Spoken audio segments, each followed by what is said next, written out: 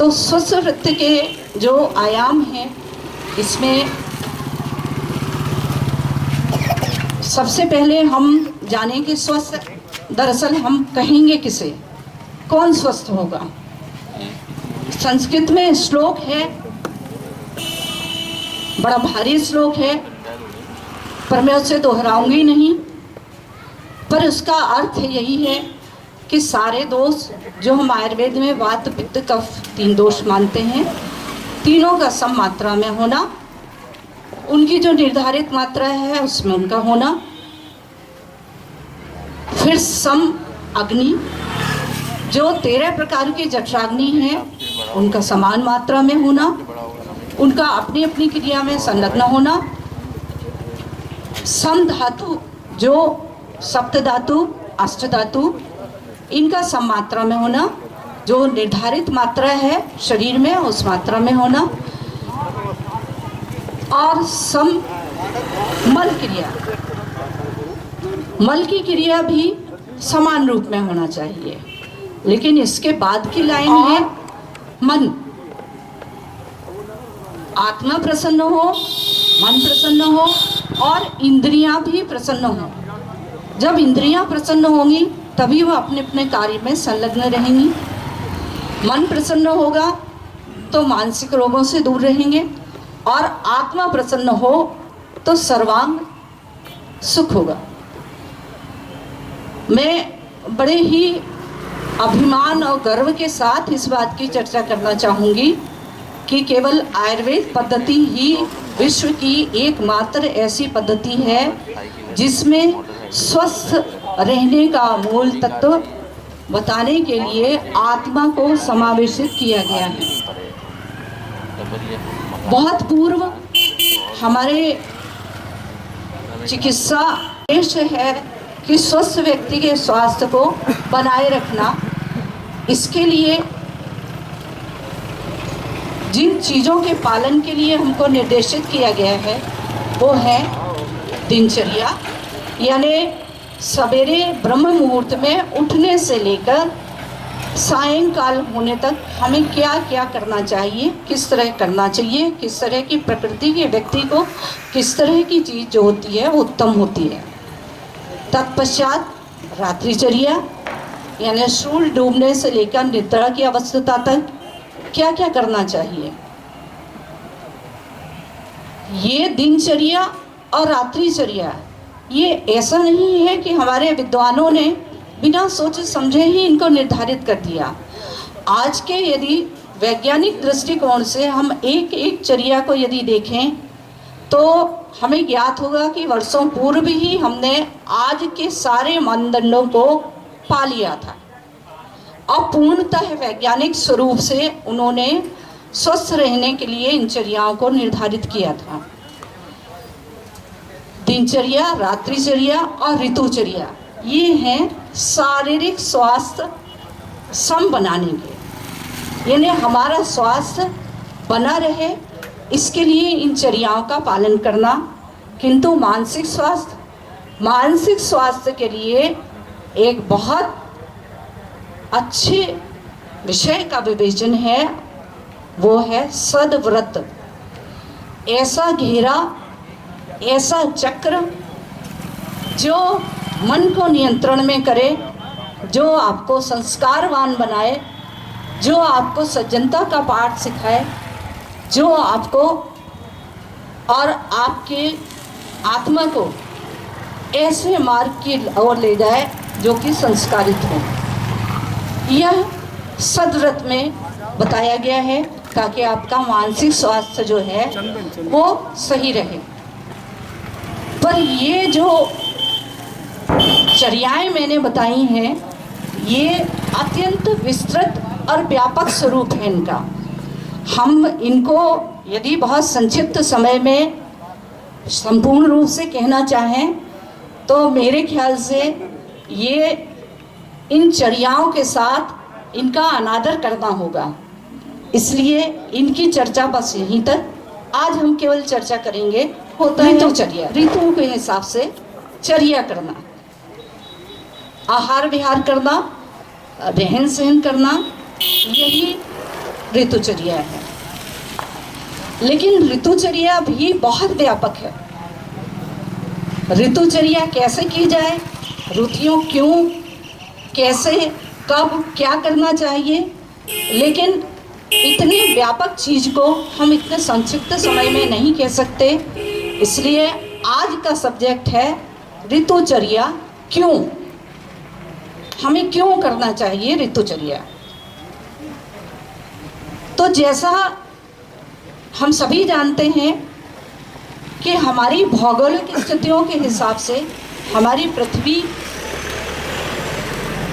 के अंदर कर्क रेखा, भारतवर्ष जो है वो कर्क रेखा के अंतर्गत निहित है। हमारी पृथ्वी, सूर्य और चंद्र ये निरंतर चक्कर काटते हैं।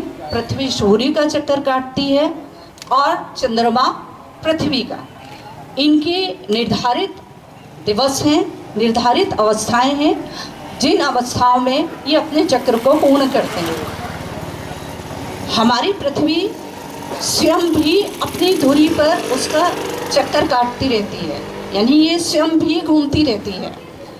पर यहाँ देखने की बात ये है कि यह जब स्वयं घूमती है तो यह अपनी धुरी पे सीधी ना होके थोड़ी तिरछी है। और बस यही एक कारण है जो कि ऋतुचर्या और ऋतु संधि के विकास का आधार है। अब हम फिर आए तो हमारे पास इन सारे पृथ्वी, चंद्र और सूर्य के घूमने के आधार स्वरूप 6 प्रकार की ऋतुएं मानी गई हैं। इन 6 ऋतुओं में वर्षा, शरद और हेमंत, शिशिर, वसंत और ग्रीष्म। शिशिर, वसंत और ग्रीष्म यह उत्तरायण काल है। लेकिन उत्तरायण काल होता क्या है आखिर?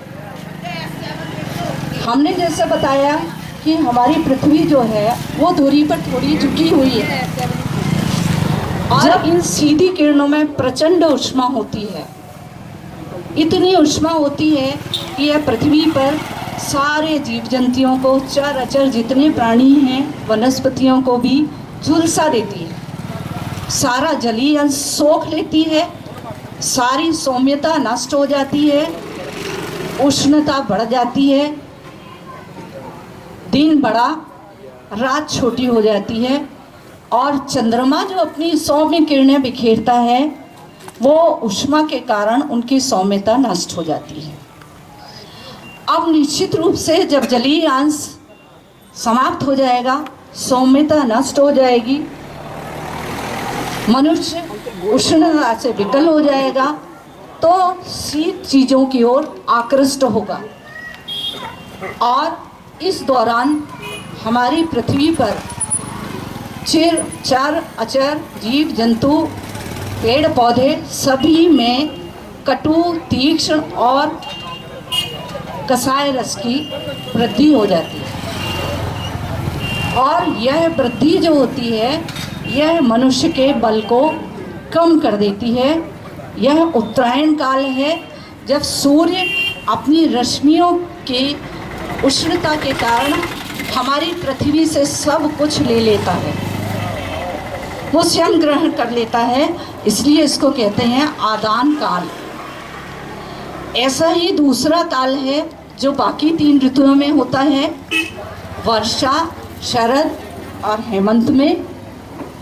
इन ऋतुओं में पृथ्वी थोड़ा दक्षिण पूर्व की ओर झुकी रहती है और दक्षिण पश्चिम की ओर सूर्य अस्त होता है, इसलिए ये दक्षिणायन काल है। इस दौरान सूर्य की किरणें चूँकि सीधी नहीं पड़ती, तिरछी पड़ती हैं, दूरी काफ़ी हो जाती है, इसलिए इसकी प्रचंड ऊष्मा जो है वो विकृत होके पृथ्वी तक बहुत कम आती है। और पृथ्वी तक जब ऊष्मा कम आती है तो पृथ्वी शीतल होने लगती है, उसकी सौम्यता बनी रहती है, उसका जलीय अंश बना रहता है, उसके मधुर स्निग्ध गुण जो होते हैं वो बने रहते हैं। सारे चर अचर प्राणी, जीव जंतु, पेड़ पौधे सभी जो होते हैं वो सौम्यता से परिपूर्ण रह सकते हैं, रसों से परिपूर्ण रहते हैं। इस पूरी अवस्था को दक्षिणायन काल बोला जाता है। इस दौरान दिन छोटा होता है, रातें बड़ी होती हैं और चंद्रमा अपनी पूर्व बलवान अवस्था में होता है। अपनी सौम्य किरणें वो पृथ्वी पर बिखेरता है और इसकी सौम्य किरणों से सारे जो जीव जंतु हैं, सारे प्राणी जो हैं वो आनंद पाते हैं, सुख पाते हैं। मधुर अम्ल लवण की वृद्धि होकर और जो जीव होते हैं उनके बल में वृद्धि होती है। और यह चूँकि चंद्रमा से किरणें पाकर वृद्धि का काल है, इसलिए इसको विसर्ग काल कहते हैं। अब हम किंतु यहाँ हम आपसे अब ऋतु संधि की ओर आएंगे, ऋतुचर्या की ओर आएंगे। ये जो 6 ऋतुएं हैं, इन ऋतुओं में जब हमारी पृथ्वी, सूर्य और चंद्रमा अपनी अपनी जगह पे चक्कर काटते रहते हैं तो हमारे जो शारीरिक दोष होते हैं इनमें प्राकृतिक रूप से कुछ परिवर्तन होते हैं और ये परिवर्तन जो होते हैं यही दोषों को बढ़ाते हैं और रोगों की उत्पत्ति करते हैं। किंतु ऐसा नहीं होता कि अचानक से दोष बढ़ गया, अचानक से सारे ग्रह जो हैं वो चक्कर काटने लगे। अचानक नहीं होता, ये उत्तरोत्तर ये चीज़ें चलती रहती हैं कि जैसे जैसे चक्कर काटता रहता है वैसे वैसे कहीं ऊष्मा की तीव्रता होती है, कहीं चंद्रमा की सौम्य किरणें आती हैं और जब ये उत्तरोत्तर अपनी दिशा को बदलता है तभी शारीरिक रूप से दोष भी कम और ज़्यादा होते रहते हैं। परिवर्तित दोष जो हैं वही रोग उत्पन्न करते हैं। यदि हम एक एक ऋतु का वर्णन करें तो एक ऋतु में जो यही दरअसल ऋतु संधि है, तो निश्चित रूप से जब 6 ऋतुएं हैं तो 6 ऋतु संधियाँ भी होंगी और हर ऋतु संधि का अपना अपना आहार विहार और अपनी अपनी चर्याएँ निर्दिष्ट की गई हैं। ये इतना व्यापक विषय है कि इसके लिए 2-3 दिन की कार्यशाला की आवश्यकता होगी। किंतु इस ऋतुचर्या और ऋतु संधि में भी मैं आपको ये बात स्पष्ट कर दूं कि 2 ऋतु संधियाँ ऐसी हैं कि जिनमें हमको बहुत संभल के रहना चाहिए और वो ऋतु संधि है वर्षा ऋतु का अंतिम और शरद ऋतु का शुरुआत। इसको हमारे आयुर्वेद में यमराज की दाढ़ के समतुल्य कहा गया है। दोषों का इतना चरम प्रकोप होता है कि यदि इस दौरान हमने हमारे जो आचार्य हैं उनके द्वारा वर्णित चर्या का पालन नहीं किया तो निश्चित इस तरह की पीड़ा होगी कि जैसे यमराज की दाढ़ में फंस जाने से जो कष्ट होता है। अब इन चर्याओं का जो वर्णन है इससे आप समझ गए होंगे कि एक्चुअली ऋतुचर्या क्यों, किस वजह से हमको ऋतुचर्या के निर्देशों का पालन करना चाहिए ताकि हम स्वस्थ रहें, दोषों का प्रकोप ना हो, वो समावस्था में हों। पर हमारे पूर्वज इतने विद्वान थे कि यदि हम प्रकरण को थोड़ा आयुर्वेद से अलग हटा के देखें तो हम पाएंगे कि स्वस्थ रहने के लिए हर जाति, हर धर्म, हर वर्ग, हर समाज में इतना विस्तृत संस्कारों का विवेचन किया गया है, संस्कारों में, नियमों में इस तरह से बांधा गया है ताकि हम उनका पालन करते हुए अपने स्वास्थ्य को स्वस्थ बनाए रखें। और इसके लिए आप सारे धर्मों को उठा के देख लें। मैं पहले जैन धर्म की बात करूंगी। पर्युषण पर्व सभी लोग जानते होंगे, यह वही काल है जिस काल को इसी दौरान आप हिंदू धर्म के सारे व्रत त्योहार उपवास देख लें, तो चाहे वह शारदीय नवरात्र हो, चाहे वह चैत नवरात्र हो, ये सब वही संधि काल हैं। इन्हीं संधि कालों में हमको व्रत के द्वारा, उपवासों के द्वारा, एक सीमित और मर्यादित आहार के द्वारा और धार्मिक चर्याओं के द्वारा ये निर्देश दिया गया है कि हम अपने आप को कैसे स्वस्थ रखें, कैसे इन बढ़े हुए प्रकोपित दोषों को शांत रखें, यह निर्देशित किया गया है और यही ऋतुचर्या का मूल आधार है। आज चूँकि हमारे माननीय मंत्री, वित्त मंत्री जी इस मंच पर विराजमान हैं, जयंत भैया विराजमान हैं, इसलिए अपने मन के अंदर की बात को मैं आपके सामने लाना चाहूँगी 2 मिनट। और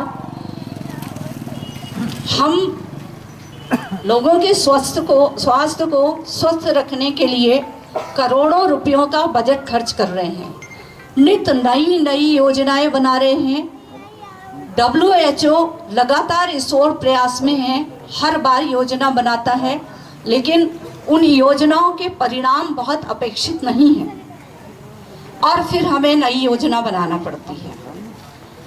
पर मेरा ये मानना है कि यदि स्वस्थ वृत्त को, संपूर्ण स्वस्थ वृत्त को यदि शालेय शिक्षा में सम्मिलित कर दिया जाए और प्राथमिक और माध्यमिक स्तर पे यदि स्वस्थ वृत्त के द्वारा बच्चों से ही ये लगन लगाई जाए, एक जागरूकता फैलाई जाए स्वस्थ वृत्त के बारे में कि दिनचर्या क्या है, रात्रिचर्या क्या है, ऋतुचर्या क्या है, तो मुझे लगता है कि इस करोड़ों के बजट के एक सूक्ष्म से अंश से हम उस लक्ष्य को प्राप्त कर लेंगे जिसके लिए हम वर्षों से लगे हुए हैं और वर्षों से उस लक्ष्य को पाने के लिए तरह तरह की योजना बना रहे हैं। और यह चरम उस समय तक पहुंचता है जब आगामी ऋतु का आरंभ होता है। तो एक ऋतु का अंत होना और आगामी ऋतु का आरंभ होना, ये 7 दिवस और वो 7 दिवस, ये जो 14 दिवस होते हैं, दरअसल यही ऋतुचर्या और ऋतु संधि का मूल आधार है।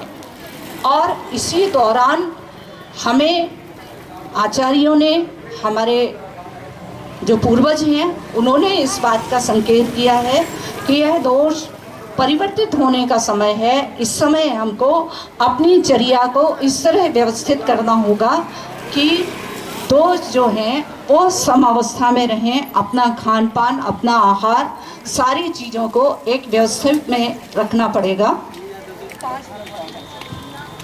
आयुर्वेद के ज्ञाता डॉक्टर J.E. पार्क के द्वारा